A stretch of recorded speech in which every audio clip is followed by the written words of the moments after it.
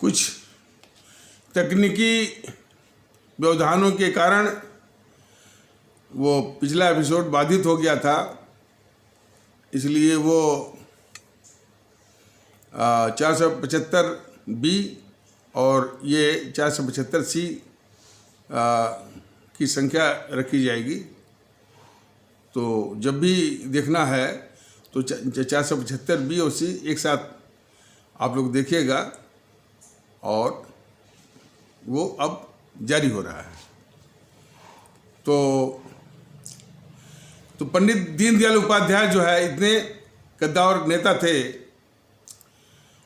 और उनकी लोकप्रियता जो है वो उनकी लोकप्रियता को वो इंदिरा गांधी अपने लिए खतरा मान रही थी। तो उनको एक बहुत बड़ी साजिश के तहत उनको मरवा करके और उनके शव को बड़े अपमानजनक ढंग से मुगलसराय रेलवे स्टेशन के यार्ड में फेंकवाई, और उसका इतना बड़ा दबाव था जनसंघ के ऊपर कि जनसंघ का कोई भी आदमी वो अपने इतने बड़े नेता की मृत्यु की जांच की मांग नहीं कर सका। और हालत तो ये भी हो गई कि कुछ दिनों बाद उसी जनसंघ के एक नेता अटल बिहारी वाजपेयी ने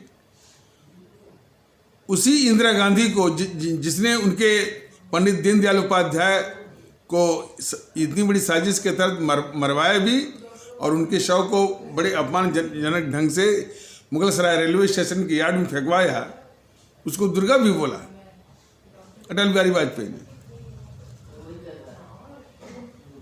अब ये बीजेपी के लोग पंडित दीनदयाल उपाध्याय के नाम को बहुत भुनाते हैं। मोदी जी के शासन के 6.25 साल होने जा रहे हैं। कोई भी बीजेपी का नेता वो पंडित दीनदयाल उपाध्याय की मृत्यु के विषय में एक शब्द नहीं बोलता है, उसकी घिघी बंद है। अब तो इनका खुद की सरकार है, खुद का शासन है, जांच क्यों नहीं ये करवाते हैं? भारतीय जनता दल का मोदी जी को और मोदी की सरकार को, बीजेपी को ये चुनौती है, सीधे चुनौती है कि वो पंडित दीनदयाल उपाध्याय की मृत्यु की जांच कराए।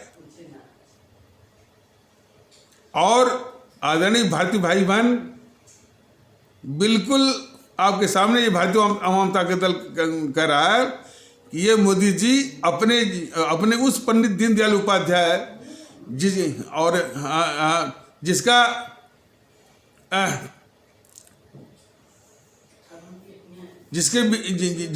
जिसके गुण गाथा और यशोगान करते ये थकते नहीं हैं, और जिसका नाम और जिसकी फोटो जो हर जगह चिपकाते हैं अपनी पार्टी के साथ,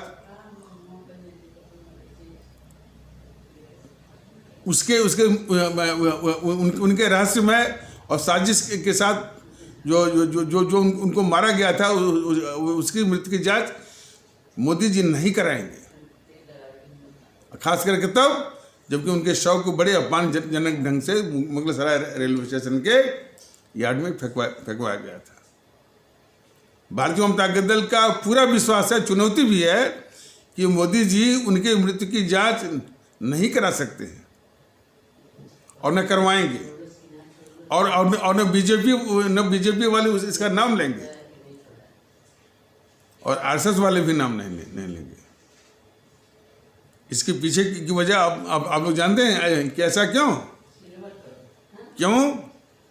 कि यदि ये जांच हुई तो इनका जो मंसूबा है मोदी जी का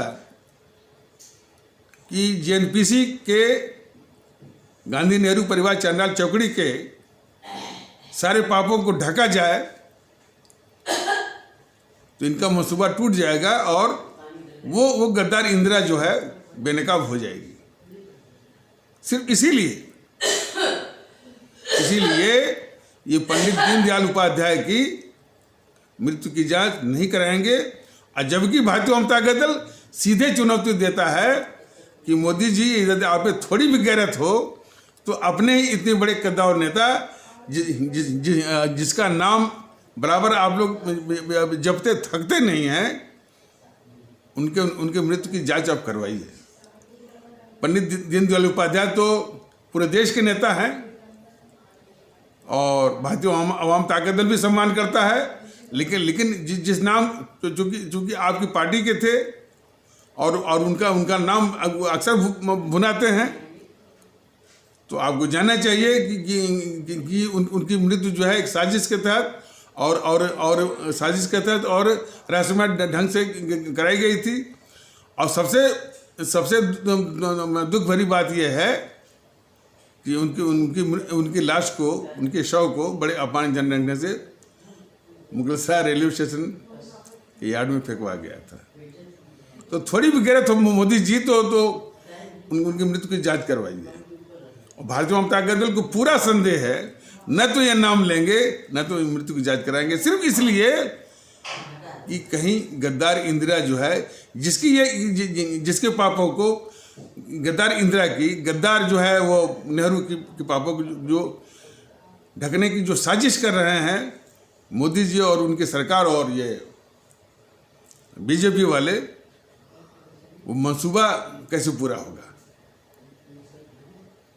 और सारी बातें ये भारतीय जनता दल अपने आदरणीय भारतीय भाई बहनों को बताएगा कि इनका राष्ट्रवाद कितना झूठा है। इनके राष्ट्रवाद का मतलब है कि देश की ये जो खतरनाक ताकतें हैं, देश विरोधी जेएनपीसी और वामदल और उसके साथ और भी उनके जो फ्रिंज ऑर्गेनाइजेशंस हैं, उनकी रक्षा करना, ये इनका राष्ट्रवाद है। तो इस राष्ट्रवाद से पूरे देश के लोगों को सावधान हो जाना चाहिए और देश को सुरक्षित करने के लिए इनको बैलेट बॉक्स के जरिए इनको नष्ट में नाबूद करने की आप लोग ठानिए। और इनसे कम से कम देश आंतरिक रूप से बहुत खतरे में है। क्यों? ये सारी देश विरोधी ताकतों को पर कार्रवाई करने के बजाय, उनको ठिकाने लगाने के बजाय, उनको नष्ट में नाबूद करने के बजाय, उनको समाप्त करने के बजाय ये उनको पाल रहे हैं, सिर्फ इसीलिए कि इनको दिखा करके इनको वोट मिलेगा, इनके पक्ष में चुनावी माहौल बनेगा।